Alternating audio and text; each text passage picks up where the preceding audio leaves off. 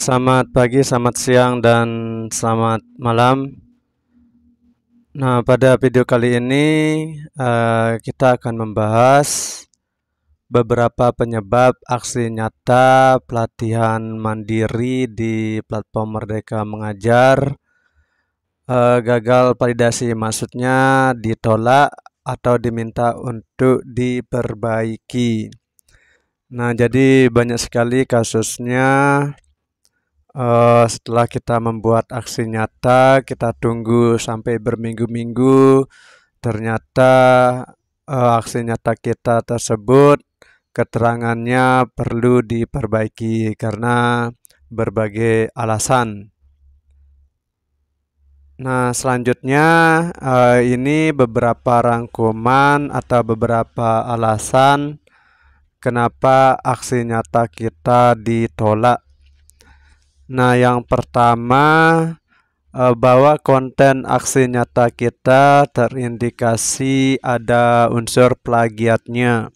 Misalnya kita mendownload dokumen aksi nyata orang lain, kemudian kita hanya mengganti namanya dan langsung kita upload sebagai bukti aksi nyata kita sendiri. Nah, jadi di sana kita hanya mengganti namanya, sedangkan bagian lain-lainnya tetap seperti punya pemilik sebenarnya. Tentu saja itu adalah plagiat. Jadi aksi nyata yang seperti itu tentu akan ditolak dan akan diminta diperbaiki kembali.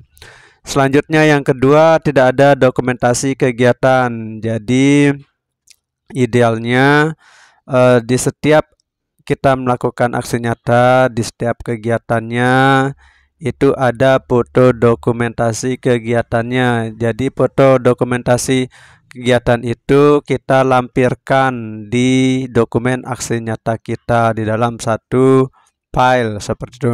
Jadi kalau tidak ada dokumentasi kegiatannya, tentunya nanti aksi nyata kita itu akan ditolak dan diminta diperbaiki juga. Selanjutnya yang ketiga, tidak ada umpan baliknya. Nah, jadi di semua kegiatan aksi nyata pada semua topik pelatihan mandiri di PMM ini selalu meminta umpan balik. Jadi di setiap aksi nyata tersebut harus ada umpan balik dari orang lain. Nah, jadi seperti itu. Misalnya aksi nyata menyebarkan pemahaman mengapa kurikulum berubah. Jadi setelah kita menyampaikan materi tersebut kepada sasaran kita, kemudian sasaran kita itu akan mengisi umpan baliknya. Jadi hasil umpan balik tersebut kita juga lampirkan di dokumen aksi nyata kita yang kita upload di PMM. Nah, ada juga beberapa teman dia melampirkan umpan balik, tetapi umpan balik yang dilampirkan dibuat sendiri. Jadi umpan baliknya tidak dibuat oleh orang lain atau sasaran dari aksi nyata. Nah, tentu hal tersebut juga menyebabkan aksi nyata kita bisa ditolak. Selanjutnya yang keempat, aktivitas tidak berkaitan.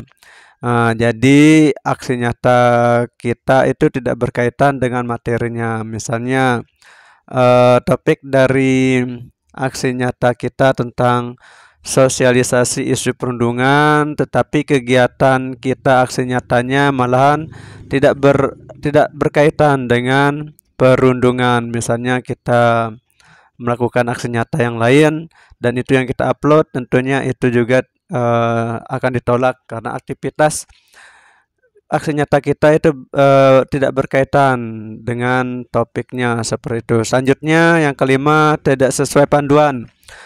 Jadi di setiap topik itu ada panduan untuk aksi nyatanya masing-masing. Jadi satu aksi nyata di setiap topik itu berbeda panduannya. Jadi nanti akan berbeda-beda kegiatannya, berbeda-beda yang akan dilampirkan juga tergantung dari panduannya di setiap topik tersebut. Nah, jadi idealnya sebelum kita melakukan aksi nyata, kita harus baca panduan yang ada di setiap topik tersebut. Nah, jadi inilah kemungkinan beberapa alasan mengapa aksi nyata kita ditolak ketika kita mengajukan dokumen aksi nyata kita.